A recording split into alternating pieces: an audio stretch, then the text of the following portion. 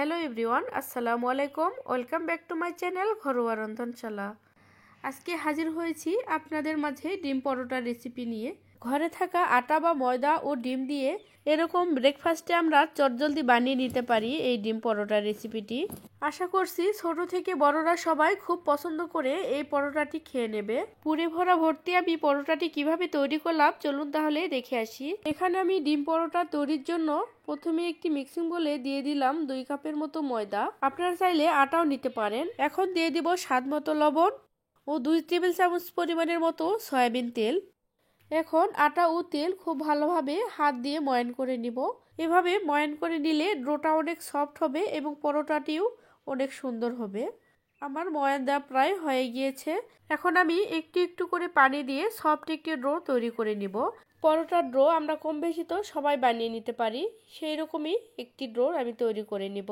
আর do তৈরি করার সময় কিন্তু একবারে পানি দিতে যাবেন না, আমার মতো এরকম অল্প অল্প করে পানি দিয়ে ডোটি বানানোর চেষ্টা করবেন। এতে করে ডোটি অনেক সফট হবে এবং পরোটাটিও সুন্দর হয়, অনেক নরম হয়ে থাকে।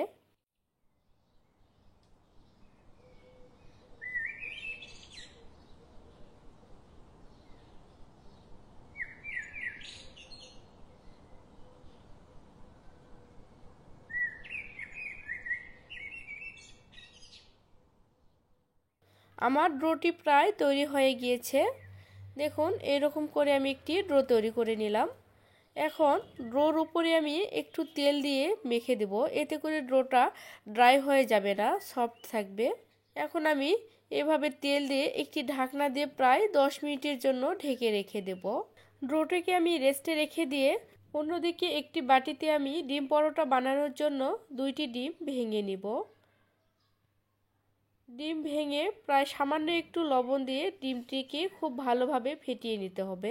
ডিমের মধ্যে সামান্য একটু লবণ দিয়ে আমি একটি চামচের মাধ্যমে ডিমগুলোকে ফেটিয়ে নিব। আপনারা চাইলে এখানে হ্যান্ড বিটার দিয়েও ফেটিয়ে নিতে পারেন।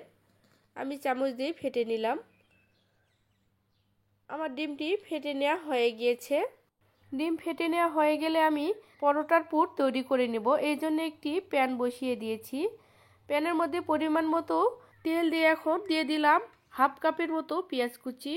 এরপর দিয়ে দিব রসুন কুচি।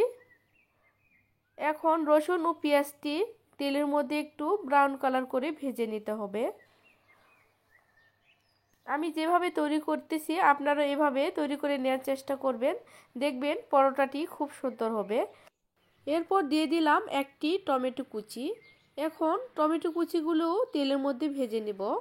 এই পুর ভরা পরোটাটি খেতে খুবই সুস্বাদু লাগে, আপনারাও এরকম করে বানিয়ে নিতে পারেন। এরপর দিয়ে দিব কুচি করা আলু। আমি একটি আলু এভাবে কুচি করে নিয়েছি। এখন আলুগুলোকেও আমি তেলের মধ্যে ভেজে নেব এভাবে।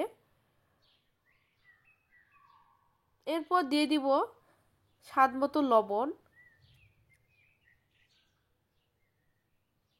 লবণ দিয়ে আবারও খুব ভালোভাবে নেড়ে চেড়ে দিব। এখানে আপনারা চাইলে অন্য যে কোনো সবজিও কুচি করে কেটে দিতে পারেন, এতে করেও পরোটাটি খেতে ভালো লাগবে। এখন দিয়ে দিব এরকম একটি স্বাদের ম্যাজিক মশলা। এই ম্যাজিক মশলাটা দিলে খেতে অনেক ভালো লাগে। আর আমি এখানে অন্য কোনো মশলা অ্যাড করব না। এখন আমি নেড়ে চেড়ে খুব ভালোভাবে একটু ভেজে নেব।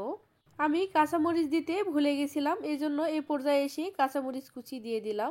আপনারা কাঁচামরিচ কুচি প্রথম দিকেই দিয়ে দিবেন, যখন পেঁয়াজটা দিয়ে দিবেন তখনই দিয়ে দিলে হয়ে যাবে। এখন আমার আলুটা ভাজা হয়ে গিয়েছে। এখন আলু এক সাইড করে একটু তেল দিয়ে আমি এর মধ্যে সেই ফেটানো ডিমটা দিয়ে দিলাম। এখন ডিম অনবরত এভাবে নেড়ে চেড়ে দিতে হবে। চুলার ফ্লেমটা হাই হিটে দিবেন না, লো হিটে দিয়েই এই ডিমটা এভাবে ঝুরি করে ভেজে নিতে হবে। হাই হিটে দিলে ডিম অনেক সময় শক্ত হয়ে যেতে পারে, তখন কিন্তু খেতে ভালো লাগবে না। এরকম নরম করে আমি ভেজে নিলাম। এখন আলু ও ডিমগুলো একসাথে মিক্সড করে এভাবে ভেজে নিতে হবে। দেখুন আমার প্রায় ভাজা হয়ে গিয়েছে। এখন আমি চুলাটি বন্ধ করে দিলাম। আমার ভাজা কমপ্লিট। আমার পুরটি তৈরি করা হয়ে গিয়েছে। এখন আমি 20 মিনিট পর ঢাকনাটি খুলে দিলাম। দেখুন ডোটা অনেক সফট হয়েছে।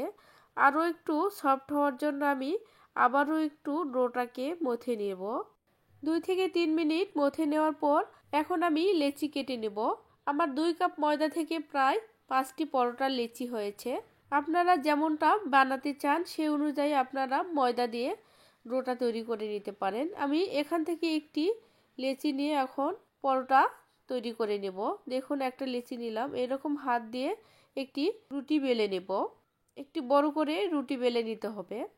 রুটিটি খুব বেশি মোটাও হবে না, আবার খুব বেশি পাতলাও হবে না, মিডিয়াম সাইজ করে একটি রুটি বেলে নিতে হবে। দেখুন এরকম সাইজের। এখন রুটির মাঝ বরাবর আমি সেই পুরগুলো দিয়ে দিলাম। পুরগুলো যত বেশি হবে তখন পরোটাটি খেতে ভালো লাগবে। এভাবে একটি ভাঁজ দিয়ে দিলাম এক পাশ থেকে, অন্য পাশ থেকেও একটি ভাঁজ দিয়ে দিলাম। আপনারা এখানে দেখে বুঝে নিতে হবে আমি কিভাবে ভাঁজ দিয়ে নিচ্ছি। আর আপনারা তো জানেনই পরোটার কিভাবে ভাঁজ দিতে হয়।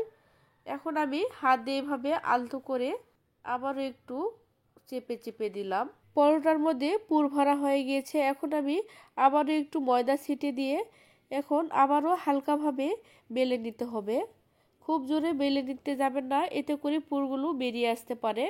এরকম হালকাভাবে চাপ দিয়ে আলতো করে বেলে নিতে হবে।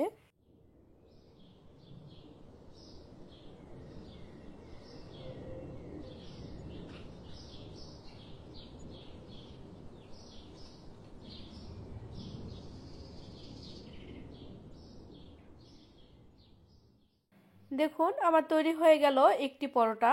এভাবে আমি এক এক করে সবগুলো পরোটা সেম প্রসেসে বানিয়ে নিব। আপনাদের সুবিধার্থের জন্য আরও একবার দেখিয়ে দিলাম।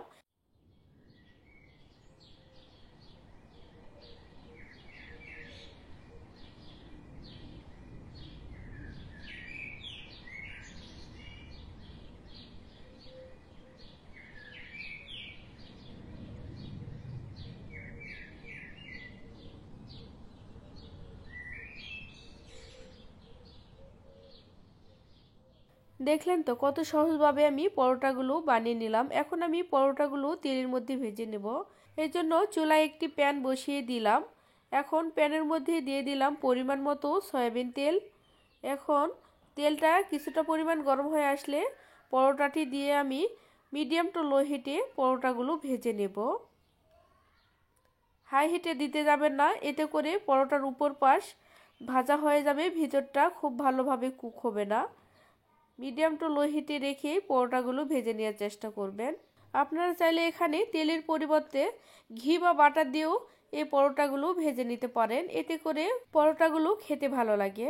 আমি পরোটাগুলোকে তেল দিয়ে ভেজে নিলাম। তেল দিয়ে ভেজে নিলেও কিন্তু এর স্বাদের কোনো কমতি আসে না।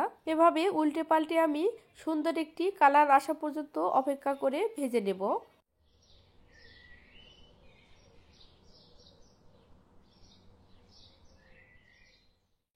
আমার একটি পরোটা ভাজা হয়ে গেছে। এভাবে আমি এক এক করে সবগুলো পরোটা সেম প্রসেসেই ভেজে নেব। আমার এই পরোটার রেসিপি আপনাদের কাছে যদি ভালো লেগে থাকে অবশ্যই আমার চ্যানেলটিকে সাবস্ক্রাইব করে দিবেন এবং পাশে থাকা বেল আইকনটি প্রেস করে দিবেন। আর যারা ফেসবুক পেজ থেকে দেখছেন তারা অবশ্যই পেজটিকে ফলো দিয়ে রাখবেন। দেখুন আমার সবগুলো পরোটা এক এক করে ভেজে নেওয়া হয়ে গিয়েছে। দেখুন একটা পরোটার ভিতরটা দেখায় তাহলে আপনাদের বুঝে নিতে সুবিধা হবে ভিতরটা কত সুন্দর লেয়ার হয়েছে এবং উপরটা কতটা ক্রিস্পি হয়েছে। আশা করছি আজকের রেসিপিটি আপনাদের কাছে অনেক ভালো লেগেছে। এরকম নতুন কোনো রেসিপি নিয়ে আমি আবার হাজির হব। সবাই ভালো থাকবেন, সুস্থ থাকবেন। আল্লাহ হাফেজ।